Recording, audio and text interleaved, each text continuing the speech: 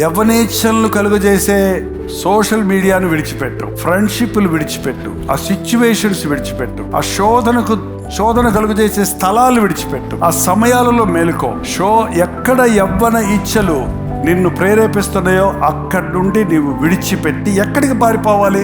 నేను పారిపోతే నేను వెనకబడుతున్నాను అన్నారు. ఎక్కడికి పారిపోతావు? ఎక్కడికి పారిపోవాలి? పవిత్ర హృదయులై ప్రభువులకు ప్రార్థన చేయ వారి దగ్గరికి వెళ్ళాలి. ప్రార్థన చేసే వాళ్ళ దగ్గరికి వెళ్ళి నువ్వు వెళ్ళినప్పుడు సాతాను నిన్ను శోధించలేడు. నీ అవనేచ్ఛలు నిన్ను వెంటాడు, నీ బలహీనతలు నిన్ను వెంటాడు. అదొక కవచం లాంటిది మనకి. పవిత్ర హృదయులై ప్రభువులకు ప్రార్థన చేయు వారితో కూడా నీతిని, విశ్వాసమును, ప్రేమను, సమాధానమును వెంటాడు. It's continuous process. స్పిరిచువాలిటీ అనేది ఒక రోజు కాదు, దినదినము దేవునికి దగ్గరగా చేరాలి. ప్రతిరోజు అభ్యాసం చేసుకోవాలి, దేవునితో మాట్లాడుకోవటం, ఆయన చిత్త ఎరగటం, ఆయన బిడ్డలతో కలిసి ప్రార్థించటం. అప్పుడు మనం జయ జీవితాలు జీవిస్తాం.